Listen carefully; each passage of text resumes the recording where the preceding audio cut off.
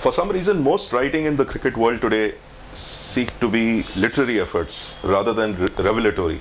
I mean, there are hardly any new ideas.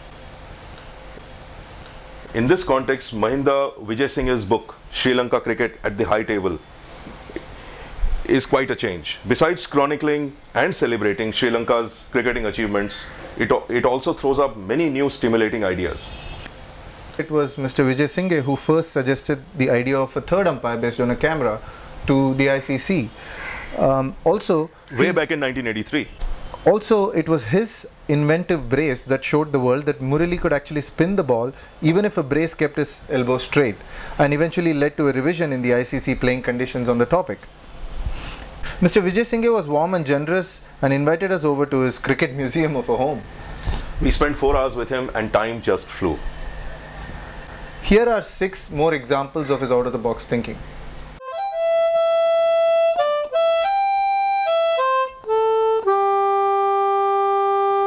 As Gokul, who is an umpire himself, will confirm that the height of a stump is 28 inches. The breadth is 9 inches. So 28 into 9, an umpire in the first instance thinks, would the ball have hit this square area 28 by 9? When I asked one umpire, he said yes. Right? But I said no. He looked at me quizzically. Why? I said because the ball whose diameter is 2.5 centimeters, even if it clips 0.3 of that centimeter of the diameter, it could still dislodge a bail. So if you take 2 points, if you take 0.3 off, that's 2.2. So 2.2 here, 2.2 on the other side, 2.2 on top. It makes a very big difference. In other words, the mindset of the umpire should be, would the ball have hit 9 plus 2.2, 9 plus 2.2, 2.2 on the other side, that is 4.4 plus 2.2, that makes a big difference. The square area becomes so large, if you work it out arithmetically or mathematically, you will find it increases the area the umpire should have in his mindset by almost 70%. That makes a big difference, doesn't it? That's a huge difference. As an umpire, do you have anything to say? That is a huge difference, but no one's really thought of it that way, as you know, 69-70%. But for a naked eye to judge whether the edge of the ball is going to clip or not might not be fair to the batsman. So that's why, you know, even if you look at the DRS system, that's why they say the center of the ball must hit the center of that original 28 by 9 area. Well, in other words, I put it this way, don't be too strict on the 28 by 9.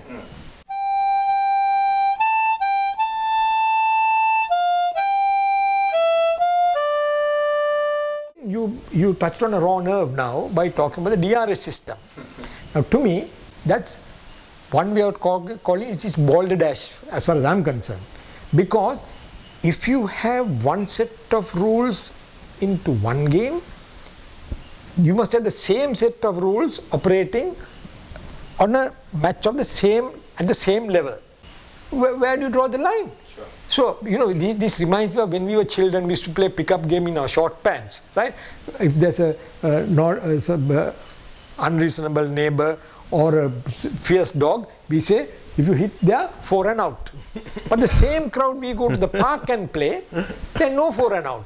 So that is, are you going to have rules like that in international games? No, that's all rubbish. Yeah, that is. And why are these being made? I'll tell you why. Because the TV moguls wanted that way to create some drama.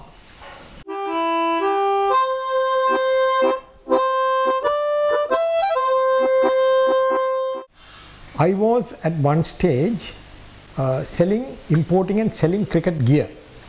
So I had never kept wickets in my life, and I observed that the webbing between the thumb and the index finger, which when we were playing was about that much, it was quietly getting up and up and up, and to something like that, and wicket keepers could take actually a catch.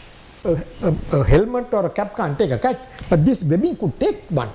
So as far back as 1987, when I was the correspondent for the Cricket International, I wrote an article saying that this is unfair and that there should be some restriction on the webbing.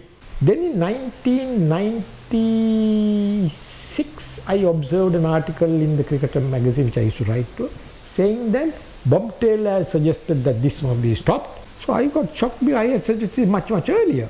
So I wrote to the then CEO of the ICC, David Richards. I sent all my letters and supporting evidence to say that I suggested this before.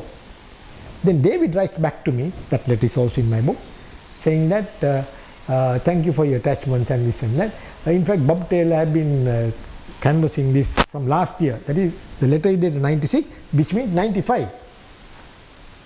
Right, which means 8 years after I had suggested this. So there again, I was shortchanged by the ICC. So basically they don't like to give credit to people from third world countries. That's what you're saying? Well, that is the obvious implication in all of this. And that's not the first or the second time. It has happened to me more times.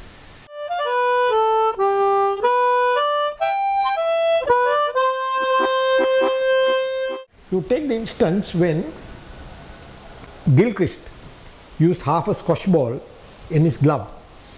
Now the laws of cricket very clearly states, I think law 6 or something, Gokul will confirm, that you can only use implements that are specifically mentioned in the laws.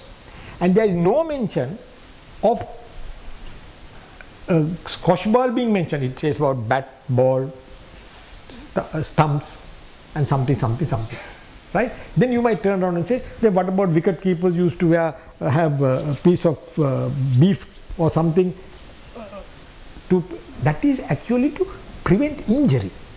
Now where this man was concerned, he was a total failure up to that final. Right? And his mentor, a chap called Muleman, said that before he went, he was batting like a 4th grader. But when you put this, it helped.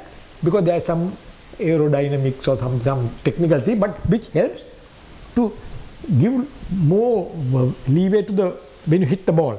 Only thing is this, he said that a scientist had given some explanation saying that you might lose the grip on the bat. It happened also to Gilchrist. Right? Alright, forget about everything. Why is it that after that nobody used it if it was a success? Obviously because there would have been behind the scenes, don't make an issue out of it, don't use it. Because the laws are very clear.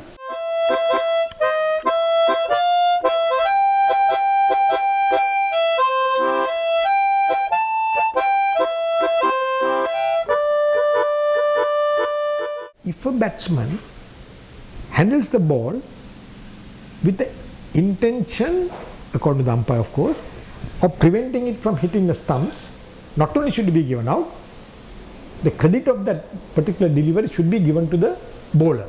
Because in my view, right, if a batsman is given out LBW, which is an accidental action, he is rightfully given out LBW, bowler gets the credit and everybody is happy. But here is a situation where it must have hit the body and is still going, which to my simple mind, I think that's a better delivery than the LBW ball. And still the bowler doesn't get the credit for it. So I wrote to the ICC, to the MCC. They said they have put it to the laws working committee, and the then president of the MCC sent a handwritten letter to me, which is also published in my book, saying, oh, it's a very good idea, but we didn't want to change the laws at this time, but I think it's a very proper and a sensible idea, which I'm sure at the next rewrite of the laws will be attended to.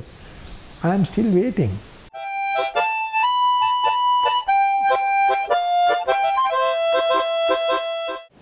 I have been outspoken in the sense that not that I'm a rebel. I'm a rebel for the truth, yes. But I don't care whether that person is an Indian, Maldivian or somebody. If he's not telling the truth, I will tell him so. So that is the problem we have had, and that is why none of our commentators at international level have never made their mark, because of that subservience.